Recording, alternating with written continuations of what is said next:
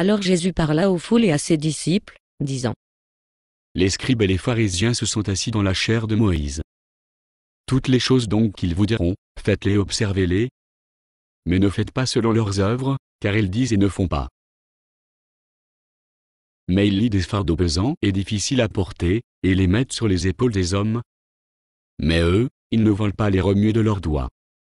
Et ils font toutes leurs œuvres pour être vus des hommes, car ils élargissent leurs phylactères et donnent plus de largeur aux franges de leurs vêtements. Et ils aiment la première place dans les repas et les premiers sièges dans les synagogues, les salutations dans les places publiques, et à être appelés par les hommes, Rabbi, Rabbi. Mais vous, ne soyez pas appelés, Rabbi, car un seul est votre conducteur, le Christ, et vous, vous êtes tous frères. Et n'appelez personne sur la terre votre Père, car un seul est votre Père, celui qui est dans les cieux.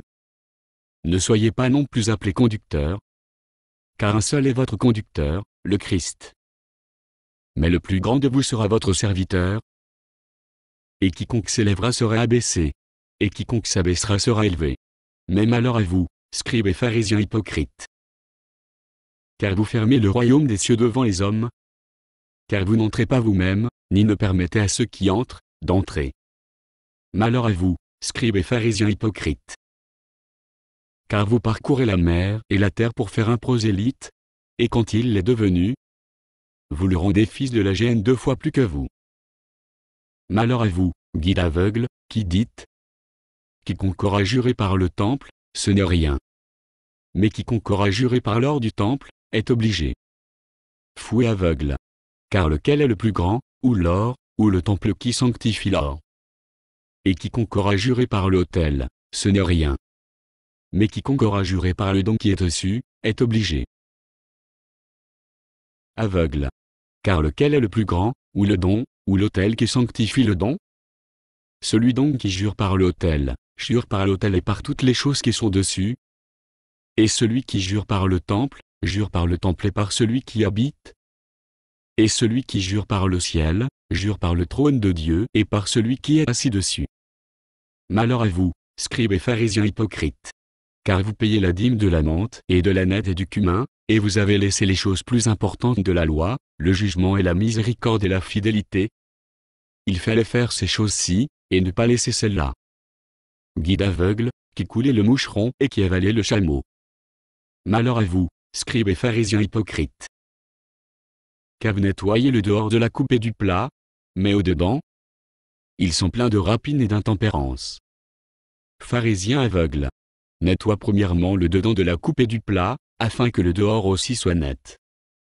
Malheur à vous, scribes et pharisiens hypocrites, car vous ressemblez à des sépulcres blanchis, qui paraissent beaux au dehors, mais qui, au dedans, sont pleins d'ossements de mort et de toutes sortes d'impuretés.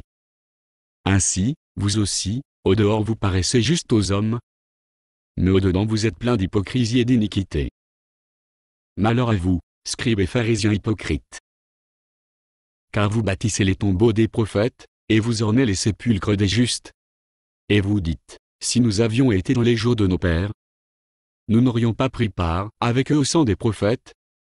En sorte que vous êtes témoins contre vous-même que vous êtes les fils de ceux qui ont tué les prophètes. Et vous, comblez la mesure de vos pères. Serpents, race de vipères, comment échapperez-vous au jugement de la géhenne? C'est pourquoi voici, moi, je vous envoie des prophètes, et des sages, et des scribes. Et vous en tuerez et vous en crucifierez, et vous en fouetterez dans vos synagogues, et vous les persécuterez de ville en ville, sorte que vienne sur vous tout le sang juste versé sur la terre, depuis le sang d'Abel le juste, jusqu'au sang de Zacharie, fils de Barachi, que vous avez tué entre le temple et l'autel. En vérité, je vous dis, toutes ces choses viendront sur cette génération. Jérusalem, Jérusalem, la ville qui tue les prophètes et qui lapide ceux qui y sont envoyés. Que 2 fois j'ai voulu rassembler tes enfants comme une poule rassemble ses poussins sous ses ailes, et vous ne l'avez pas voulu. Voici, votre maison vous est laissée déserte. Car je vous dis, vous ne me verrez plus désormais, jusqu'à ce que vous disiez: béni soit celui qui vient au nom du Seigneur.